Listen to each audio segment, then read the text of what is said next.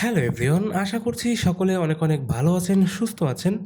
বাংলাদেশের রাজধানী ঢাকা বিশ্বের অন্যতম ঘনবসতিপূর্ণ শহর। প্রতিদিন লাখো মানুষ জীবিকার তাগিদে রাজধানীর এক প্রান্ত থেকে অন্য প্রান্তে যাতায়াত করেন। কিন্তু দিন দিন যানজটের ভয়াবহতা এমন পর্যায়ে পৌঁছেছে যে অল্প দূরত্ব অতিক্রম করতে গেলেও ঘন্টার পর ঘন্টা সময় ব্যয় করতে হচ্ছে। তো এই যানজট নিরসনে ডিএমপি ট্রাফিক বিভাগ কয়েকটি উদ্যোগ নিয়েছেন। তার মধ্যে অন্যতম হচ্ছে এআই এবং আরএফআইডি সিস্টেম। এআই সিস্টেমটা হচ্ছে অটোমেটিক আইডেন্টিফিকেশন এবং আরএফআইডি হচ্ছে রেডিও ফ্রিকোয়েন্সি আইডেন্টিফিকেশন। তো প্রথমত বলি এআই অর্থাৎ অটোমেটিক আইডেন্টিফিকেশনের কাজ। এআই হচ্ছে আমরা যারা সহজে বুঝি এআই ক্যামেরা, অর্থাৎ আপনি যদি যে কোনো সিগন্যাল ভায়োলেট করেন বা পুলিশের সিগন্যাল ভায়োলেট করেন তাহলে এআই ক্যামেরার মাধ্যমে ডিজিটাল প্লেটে যে নাম্বারগুলো থাকবে সেই নাম্বার আইডেন্টিফিকেশন করে আপনার বাসায় একটা চিঠি পাঠিয়ে দিবে। তো বর্তমানে এআই ক্যামেরা স্থাপন করার পরে ঢাকা শহরের যানজট অনেকটা নিরসন হয়েছে এবং বিভিন্ন সিগন্যালগুলোতে দেখা যায় যানজট অনেকটা কমে আসছে, যার সুফল আমরা এখন ভোগ করছি। এর পরেরটা রয়েছে হচ্ছে আরএফআইডি সিস্টেম। আরএফআইডি সিস্টেম কি, এটা তো আপনাদের আগেই বলেছি, রেডিও ফ্রিকোয়েন্সি আইডেন্টিফিকেশন। তো এইটা কিভাবে কাজ করে সেটা পরে বলতেছি।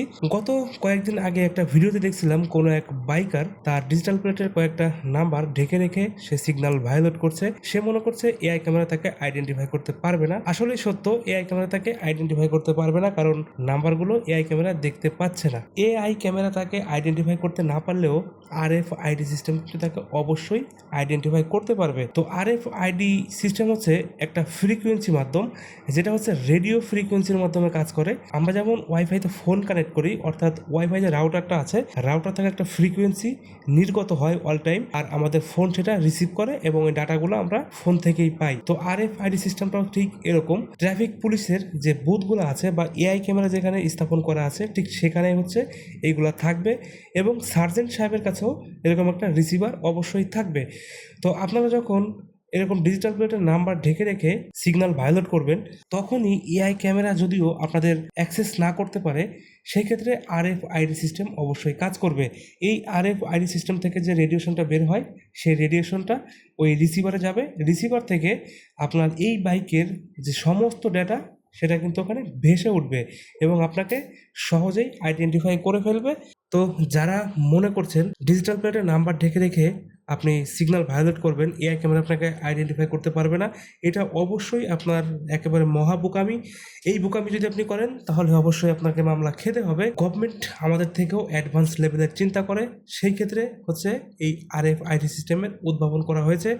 যদিও আরএফআইডি সিস্টেমটা আরও এক যুগ আগে থেকে শুরু হয়েছিল এই ডিজিটাল প্লেটে, কিন্তু আমরা এর কোনো সুফল পাই না। এখন যেহেতু এআই ক্যামেরা স্থাপন হয়েছে সেই ক্ষেত্রে কিন্তু আমরা এই সুফলটা পাবো, অর্থাৎ আরএফআইডি যে সিস্টেমটা আছে এই সিস্টেমের সুফলটা পাবো।